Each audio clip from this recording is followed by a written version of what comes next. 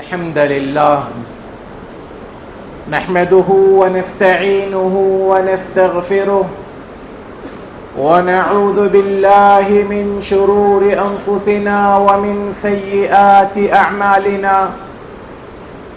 من يهده الله فلا مضل له ومن يضلل فلا هادي له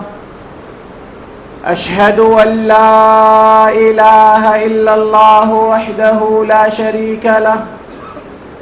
وأشهد أن محمدًا عبده ورسوله أما بعد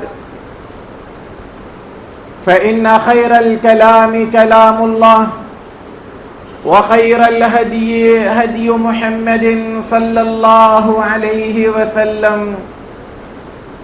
وشر الأمور محدثاتها وكل محدثة بدعة وكل بدعة ضلالة وكل ضلالة في النار۔ بزرگان محترم، نوجوانان اسلام، عزیز بچوں، انسانی زندگی میں خوشیاں اور غم ان دونوں کا آنا جانا ایک عام سی بات ہے، لیکن انسان کی طبیعت اور مزاج کچھ ایسا ہے کہ نہ اسے بہت زیادہ خوشی برداشت ہوتی ہے اور نہ بہت زیادہ غم۔ غم تھوڑا بڑھ جائے تو انسان نہ جانے کیا کچھ کر بیٹھتا ہے، بسا اوقات خود اپنی جان کا دشمن بن کر اپنے آپ کو موت کے گھاٹ اتار لیتا ہے۔ اور خوشیاں بھی جب آتی ہیں تو ہماری اپنی زبان کے کچھ محاورے ہیں کہ خوشی میں انسان پاگل ہو جاتا ہے، خوشی میں انسان میں تو مر جاؤں گا کے الفاظ استعمال کرتا ہے۔ بسا اوقات انسان خوشی میں اس کی نیند اڑ جاتی ہے۔ خوشی سے پھولے نہ سمانا، یہ ہماری اپنی زبان کا ایک محاورہ ہے۔ تو انسانی زندگی میں خوشیاں جب آتی ہیں تو انسان ان خوشیوں کو بڑے عجیب و غریب انداز میں اس کے ساتھ پیش آتا ہے، اور ہماری خوشیاں بھی پوری طرح سے مادیت پرستی کی ہوتی ہیں، دنیا داری کی ہوتی ہیں۔ کسی کو بہت زیادہ مال مل جائے، دولت مل جائے، کوئی بڑی جاب مل جائے، کسی کو اپنی محبت میں کامیابی نظر آئے، کوئی اچھا رزلٹ لے آئے، اور اس میں دو رائے نہیں کہ انسان کو ایسے موقعوں پر فطری طور پر خوش ہونے میں کوئی حرج نہیں ہے۔ لیکن آج ہم سنتے ہیں صحابہ کرام رضوان اللہ علیہم اجمعین کی خوشیاں کیسی رہی ہوگی جب ان کے ساتھ اس قسم کی چیزیں پیش آئی جو خوشیوں کی معراج تھی، آخری درجے کی خوشی۔ ایک انسان اس دھرتی پر رہتے ہوئے اس سے زیادہ خوشی کی توقع نہیں کر سکتا۔ جب ایسی خوشیاں صحابہ کرام رضوان اللہ علیہم اجمعین کو ملی ہوگی، نہ وہ پاگل ہوئے، نہ ان کے اندر غرور آیا، نہ تکبر آیا، نہ انہوں نے اپنے اس خوشی کو اپنے لیے فخر کا باعث سمجھا، بلکہ ان خوشیوں نے انہیں مزید اپنی ذمہ داریوں کا احساس دلا کر اپنے رب کے سامنے جھکا دیا۔ حضرت ابی ابن کعب رضی اللہ تعالی عنہ فرماتے ہیں کہ ایک مرتبہ اللہ کے رسول صلی اللہ علیہ وسلم نے مجھے بلایا اور کہا، یا ابی اقرأ علی القرآن، اے ابی مجھے کچھ قرآن پڑھ کر سناؤ۔ حضرت ابی نے کہا، اے اللہ کے رسول صلی اللہ علیہ وسلم،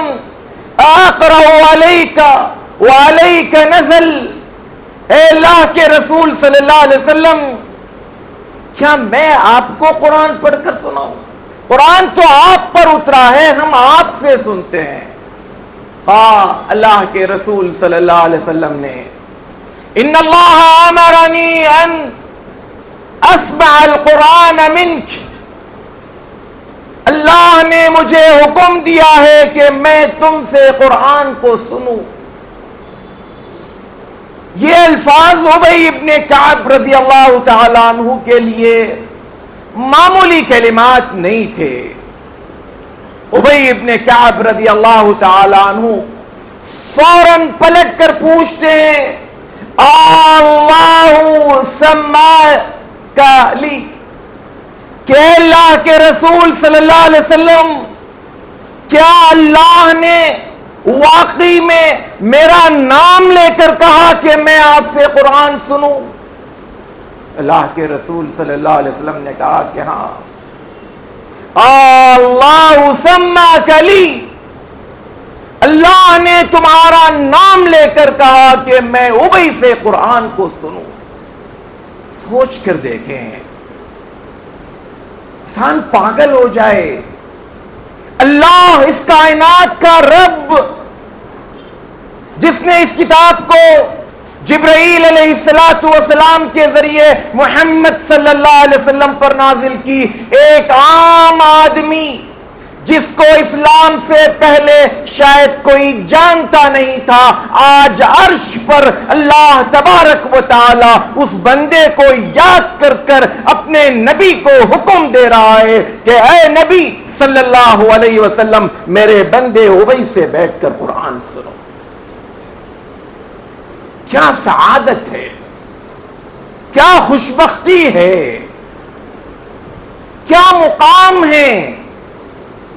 ابی ابن کعب رضی اللہ تعالیٰ عنہ نے جیسے ہی اس جملے کو سنا، حدیث کے الفاظ میں فبکا وبکا وبکا، رونے لگ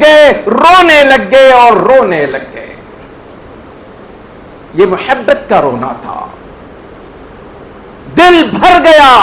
اللہ نے میرا نام لیا۔ مجھ جیسے حقیر فقیر انسان کو اللہ نے یاد کر کر اپنے نبی کو حکم دیا کہ مجھ سے قرآن سنو۔ حضرت ابی ابن کعب رضی اللہ تعالی عنہ نے لم یکن الذین کفروا، یہ آیات اللہ کے رسول صلی اللہ علیہ وسلم کو پڑھ کر سنایا۔ سوچ کر دیکھیں، یہ واقعہ اللہ کے رسول صلی اللہ علیہ وسلم کے ساتھ شاید 10 منٹ 15 منٹ آدھے گھنٹے کا رہا ہوگا، لیکن ابی ابن کعب کی اندرونی جو حالت رہی ہوگی، گھر گئے ہوں گے، دنیا کی ہر چیز پر نظر پڑ رہی ہوگی، ہیچ نظر آ رہی ہوگی، ان کے تو دل و دماغ میں بس یہی سوار رہا ہوگا کہ میرے رب نے مجھے نام لے کر پکارا، یا میرے رب نے میرا نام لے کر اپنے نبی کو کہا کہ مجھ سے قرآن سنو۔ بستر پر جب لیٹے ہوں گے، کروٹیں بدلتے رہے ہوں گے، شاید رات بھر سو نہیں پائے ہوں گے کہ کائنات کا رب مجھے عرش پر مستوی ہو کر یاد کر رہا ہو۔ اس کے بعد سے ابی ابن کعب اپنے آپ کو بدل لیتے ہیں کہ میرا رب مجھے یاد کرتا ہے، میری ذمہ داری بڑھ جاتی ہے کہ میں اپنے رب کو خوش کروں، اپنے رب کو راضی رکھوں، اپنے رب کا ڈر خوف ہمیشہ اپنے دل کے اندر رکھوں۔ یہ خوشی، اس سے بڑھ کر اور خوشی کیا چاہیے ایک انسان کو؟ اسی طرح حضرت معاذ ابن جبل رضی اللہ تعالیٰ عنہ کو لیجئے۔ اللہ کے رسول صلی اللہ علیہ وسلم ایک مرتبہ معاذ ابن جبل رضی اللہ تعالیٰ عنہ کا ہاتھ پکڑتے ہیں، ان کے ہاتھ کو اپنے ہاتھ میں لے کر کہتے ہیں، یا معاذ واللہ انی لأحبک، واللہ انی لأحبک، واللہ انی لأحبک۔ اے معاذ اللہ کی قسم بے شک میں تم سے محبت کرتا ہوں، اے معاذ اللہ کی قسم میں تم سے محبت کرتا ہوں، اے معاذ بے شک میں تم سے محبت کرتا ہوں۔ کوئی امتی نبی سے نہیں کہہ رہا ہے، وقت کا جلیل القدر نبی، امام الانبیاء، سید المرسلین، اللہ تبارک و تعالی کی مخلوق میں سب سے افضل ترین مخلوق محمد صلی اللہ علیہ وسلم اپنے ایک غلام سے، اپنے ایک صحابی سے، اپنے ایک ساتھی سے ہاتھ میں ہاتھ پکڑ کر کہتے ہیں اللہ کی قسم میں تم سے محبت کرتا ہوں۔ کیا جملہ ہے! اللہ کی قسم دنیا کی ساری دولت، سارے جمع پونجیاں ڈھیر ہیں، ہیچ ہیں اس ایک لفظ کے سامنے کہ اللہ کے رسول صلی اللہ علیہ وسلم اپنے کسی ساتھی سے کہہ دیں کہ میں تم سے محبت کرتا ہوں، اور اس میں بھی قسم کھا کر، قسم اٹھا کر کہیں، پھر اس میں عربی کے اعتبار سے انا کا لفظ بے شک، یعنی اس میں کوئی دو رائے نہیں ہے، شک نہیں ہے، صرف جھوٹی تسلی نہیں ہے، یوں ہی میں بیان بازی نہیں کر رہا ہوں، یہ حقیقت ہے، یہ سچائی ہے کہ اے معاذ میں دل سے تم سے محبت کرتا ہوں۔ سوچو معاذ ابن جبل رضی اللہ تعالی عنہ، کیا کچھ دن بھر ان کے کیا کیا ان کے سامنے آئی ہوگی چیز، لیکن وہ جملے ان کے دل و دماغ میں گھوم رہے ہوں گے کہ واللہ انی لأحبک، اور معاذ ابن جبل رضی اللہ تعالی عنہ سمجھ گئے جب میرا نبی مجھ سے محبت کرتا ہے اور محبت کا دعویٰ کرتے ہوئے اس کا اظہار کر رہا ہے تو اب مجھے اپنی ذمہ داری کا احساس ہونا چاہیے۔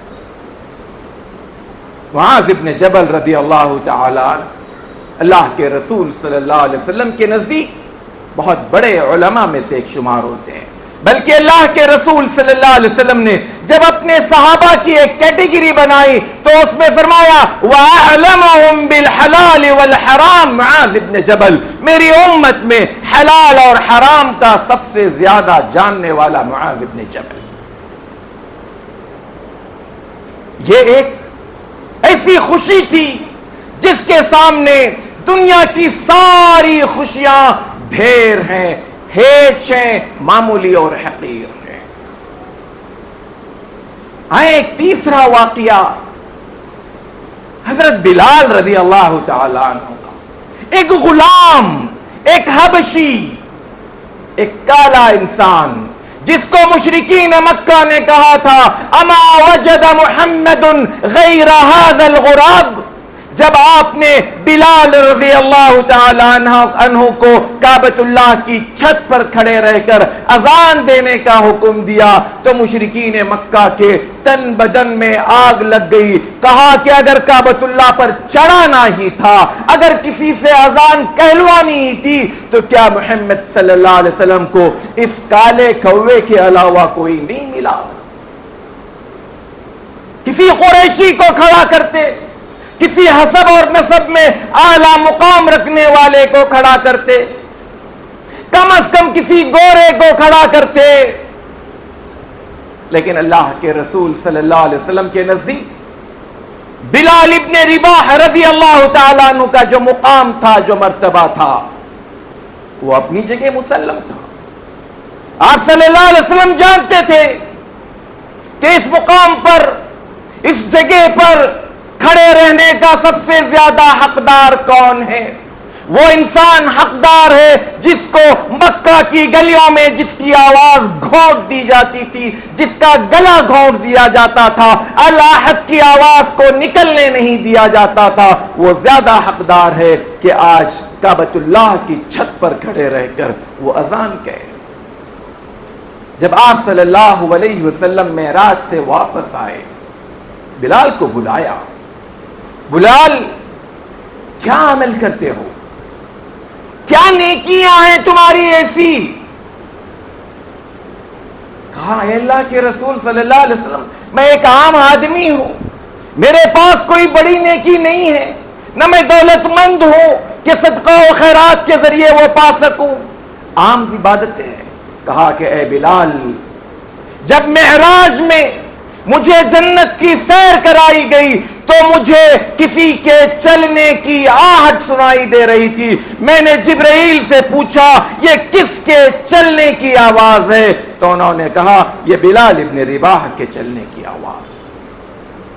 بندہ زمین پر چل رہا ہے, اس کے چلنے کی آہٹ جنتوں میں سنائی دی جا رہی ہو. سوچ کر دیکھو اس بندے کو آ کر زمین پر اس بات کی خبر دے دی جائے, اور خبر دینے والا کوئی جھوٹا نہیں ہے, سچا, جس کے سچے ہونے کی گواہی دشمنان اسلام نے بھی دی تھی.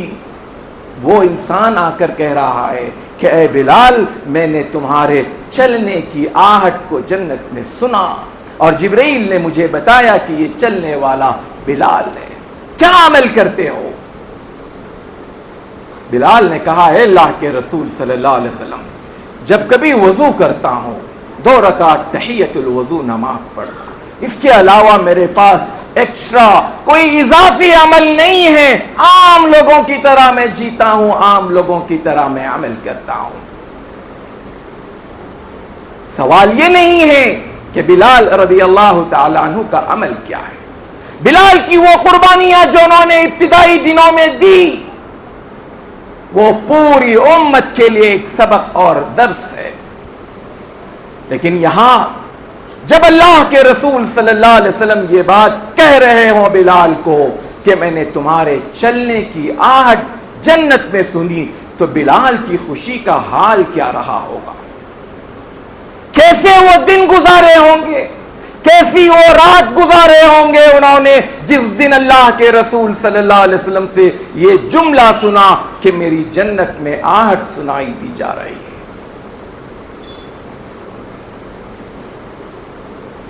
آئے چوتھا اور آخری ایک واقعہ ام المومنین خدیجہ رضی اللہ تعالی عنہا کا. جبرائیل علیہ السلام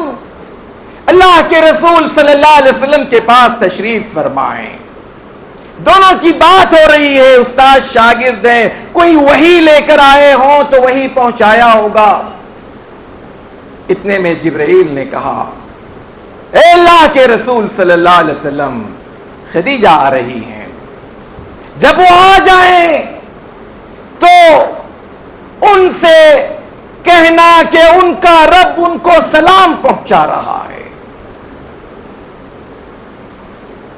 سوچ کر دیکھیں, کائنات کا رب, ساتوں آسمان کے اوپر کرسی کے اوپر میرے رب کا عرش, اس عرش سے جبرائیل کے ذریعے سے رب کائنات خدیجہ رضی اللہ تعالی عنہا کو سلام پہنچا رہا ہے. یہ معمولی الفاظ نہیں ہے. آج 2 ٹکے کا کوئی آفیسر ہمارے لیے کوئی بات کہے تو نہ جانے ہم اس کی تصویریں, اس کی ویڈیوز اور اس کے بارے میں سوشل میڈیا میں دھمال مچا دیں, سوشل میڈیا کو بھر کر رکھ دیں کہ فلاں نے میرے ساتھ یہ اس طرح سے کیا, ایسی بات کیا, مجھے سلام کیا, مجھے دیکھ کر مسکرا دیا. یہاں پر کائنات کا رب جبرائیل کو بھیج کر خدیجہ رضی اللہ تعالی عنہا کو سلام پہنچا رہا ہے. سلام ہماری ماں خدیجہ رضی اللہ تعالی عنہا کے لیے کیا عظمت, کیا بزرگی, کیا شرافت تھی اس ماں کے اندر کہ اللہ تبارک و تعالی نے جبرائیل کے ذریعے سے اپنا سلام اپنی بندی تک پہنچایا. اور آگے کہا وَبَشِّرْهَا بِبَيْتٍ فِي الْجَنَّةِ لَا صَخَبَ وَلَا نَصَبَ. اور اے اللہ کے رسول صلی اللہ علیہ وسلم اپنی اس چہیتی بیوی خدیجہ کو جنت میں ایک محل کی خوشخبری سناؤ جس میں نہ کوئی تھکان ہوگی, نہ کوئی شور شرابہ ہوگا, سناٹا، سکون، اطمینان، ہر قسم کی آسائش اور آرائش سے بھرپور۔ شارحین حدیث لکھتے ہیں یہ دو کلمات خاص کر کیوں کہے گئے؟ شور شرابہ نہیں ہوگا اور تھکان نہیں ہوگی، اس لیے کہ ام المؤمنین خدیجہ رضی اللہ تعالی عنہا جب میرا نبی دنیا سے شور شرابے سے گھر واپس آتا، تھک جاتا، کبھی گالیاں کھا کر آتا، کبھی طائف میں پتھر کے مار کھا کر آتا، کبھی لوگوں کا ستایا ہوا بن کر آتا، تو میری یہ ماں اپنے شوہر اللہ کے رسول صلی اللہ علیہ وسلم کو آرام کرنے کے لیے ایک کمرے میں چھوڑ دیتی، سکون کے ساتھ، بغیر کسی آواز کے، چون و چرا کی کوئی آواز نہیں ہوتی، شور شرابے سے دور رکھتی اور ہر تھکن دور ہو اس کا خیال کرتی۔ بدلے میں اللہ تعالیٰ نے بھی خدیجہ رضی اللہ تعالی عنہ کے لیے جو محل بنوایا ہے اس میں ہزاروں خوبیاں ہوگی، لیکن ان میں دو خوبیوں کو بیان کیا گیا، کیونکہ الجزاء من جنس العمل، جو چیز انہوں نے اپنے شوہر کے لیے، ہمارے نبی کے لیے مہیا کی تھی، اللہ تعالیٰ ان کے اس محل میں یہ چیزوں کو بطور خاص اس کا اہتمام کرے گا۔ کہنے کا مقصد، ان واقعات کو سنانے کا مقصد صرف یہ کہ خوشیاں ہماری زندگیوں میں بھی آتی ہیں، ان خوشیوں میں پہلے مجھے اور آپ کو ٹٹولنا ہوگا کہ میری خوشیاں، میں جب خوش ہوتا ہوں تو کتنی دنیاوی چیزوں پر میری خوشی ہوتی ہے، مادیت پر، دولت پر میری خوشی ہوتی ہے، اور کتنا میں آخرت کے کام کر کر، دین کے کام کر کر، عبادت کر کر، اپنے رب کو خوش کر کر میں خوش ہوتا ہوں۔ یہ معاملات ایسا نہیں ہو سکتا کہ صرف صحابہ کے ساتھ خاص ہو۔ ہاں، صحابہ کے ساتھ ہونے والے واقعات ہمیں بتا دیے گئے، بعد کے واقعات ہمارے پاس کوئی ایسا نہیں ہے جو ہمیں بتا سکے، لیکن رب کا معیار اور رب کا یہ عمل جاری ہے، اس کے بندوں کے پاس سے ہونے والے اخلاص کی بنیاد پر، للہیت کی بنیاد پر جو کام بھی ہوں گے اس پر میرا رب خوش ہوگا، دنیا میں اور آخرت میں اس کے لیے بے پناہ اجر وہ رکھے گا۔ تو مجھے اور آپ کو ایسی خوشیاں ٹٹولنی چاہیے، ڈھونڈنی چاہیے، کھوجنی چاہیے، تلاش کرنی چاہیے، جس سے میں اپنے رب کی خوشی کو پا سکوں، اور پھر بدلے میں میرا رب مجھے وہ چیز دے جو اس ساری کائنات اور اس ساری دنیا کے مقابلے میں بڑی اہم، افضل اور بہترین ہو۔ زندگی انسانی زندگی بہت مختصر ہے، بہت سا وقت ہمارا ٹائم پاس کے نام پر گزرتا ہے، گپ شپ کے نام پر گزرتا ہے، دکھاوے کے طور پر بہت ساری چیزیں ہم سے ہو پاتی ہیں۔ خالص اللہ کے لیے وہ کام جو میرے علاوہ، میرے رب کے علاوہ کوئی نہ جانے، ایسے کوئی کام ہم کریں اور اس کے بعد ہمارے دلوں میں وہ خوشی پیدا ہو، تو یقیناً اس خوشی سے بڑی کوئی خوشی نہیں، اس خوشی کی کوئی قیمت نہیں، انمول خوشی ہوگی اگر کوئی کام میں اپنے رب کے لیے کروں اور میرے رب کے علاوہ اس کو کوئی جاننے والا نہ ہو۔ اللہ تعالیٰ سے دعا کیجیے، اللہ تبارک و تعالیٰ ہم حقیر و فقیر بندوں کو بھی توفیق دے کہ ہم سے بھی کچھ ایسے کام ہو جائیں، ہم سے بھی کچھ کام ایسے وہ لے لے جس سے وہ ہم سے راضی ہو جائے، ہم سے خوش ہو جائے، اور پھر ہمارے لیے اپنی جنتوں میں کچھ ایسی جگہ، کچھ ایسے صفات ہمیں بھی عطا فرمائیں جو اللہ کے رسول صلی اللہ علیہ وسلم کے صحابہ کو میسر آئے۔ اللہ تبارک و تعالی مجھے اور آپ کو کہنے اور سننے سے زیادہ عمل کی توفیق عطا فرمائیں، آمین۔ اقول قولی ھذا واستغفر اللہ لی ولکم ولسائر المسلمین من كل ذنب فاستغفروه انه هو الغفور الرحیم۔